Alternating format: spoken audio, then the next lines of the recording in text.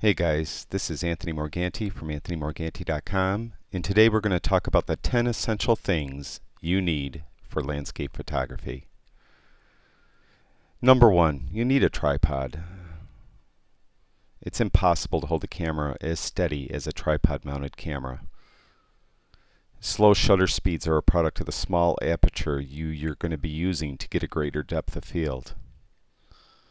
Tripod allows very slow shutter speeds used to blur water and clouds. You see those pictures of the waterfall or flowing water or the blurry clouds. All that is done with a very slow shutter speed. And in doing that, you're going to need a tripod so you don't get any camera shake. You're going to need a remote cable release. Even the simple act of pushing the shutter button can cause unwanted camera shake. The remote release eliminates that possibility. Instead of a wired remote release, most cameras have a wireless remote available. You might want to get one of those instead. You get a circular polarizer. It enhances the blue sky, it deepens color saturation, and it removes glare and reflections. If you're shooting through a window or to get the glare off water, you really should use a circular polarizer. Another filter you'll need is an ND filter. Actually, you should get a whole set. They inhibit the light from hitting the camera's sensor, allowing longer exposures.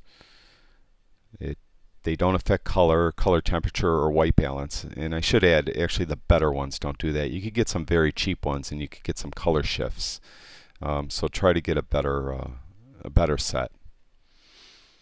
There, you could get them in square or round. Square are a little more versatile.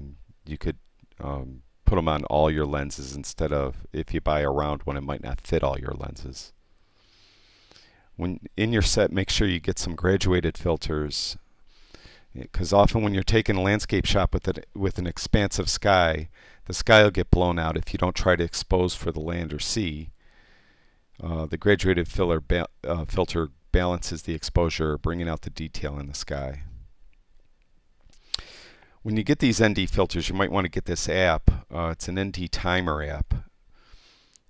Some of the very dark ND filters pass very little light, so your camera can't get an exposure reading. This app calculates the exposure when using a given filter. Very easy to use. With the filter off, you take an exposure reading at a given f-stop. If it says, for instance, 1/1000th of a second, you bring up this app, you put in 1/1000th of a second and the filter you're using, and it will tell you how many seconds your exposure should be. And you shift your camera into manual mode, use the same aperture, use the same ISO, and dial in the shutter speed that this app tells you to use. And it's as simple as that. Another app I recommend you get is this one called LightTrac. This app will show the angle of the sun and the moon on any given day, any given time, at any given point in the world. For example, if you have a lighthouse and you'd like to get the sun behind the lighthouse at a sunset, it'll tell you where you have to stand at sunset. It'll tell you when sunset is to have the sun behind the lighthouse. Another app is get a tide table. If you're doing seascapes and things like that, you like to know when the high tide or low tide is, and this app will tell you what that is anytime or anywhere in the world, I should say. Get a rain cover for your camera. I mean, it rains, it snows, you're out there taking landscape shots, you might get caught in it. This helps protect your gear.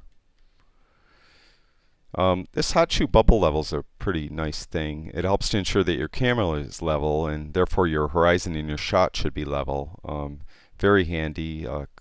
I recommend you get it, and they usually cost around 10 bucks. Finally, get some post-processing software. I'm surprised how many people have these expensive DSLRs and they're out there taking photographs and they don't process their pictures at all, and they're wondering why they don't look as good as the professionals when they have professional equipment. Every professional photographer on the planet post-processes their pictures. And there's tons of software out there you could buy. I like Lightroom for my photographs. I have training videos on YouTube and on my website for Lightroom. You might want to check them out at anthonymorganti.com, and on YouTube my username is Anthony Morganti. Thanks for watching, guys. I appreciate your support.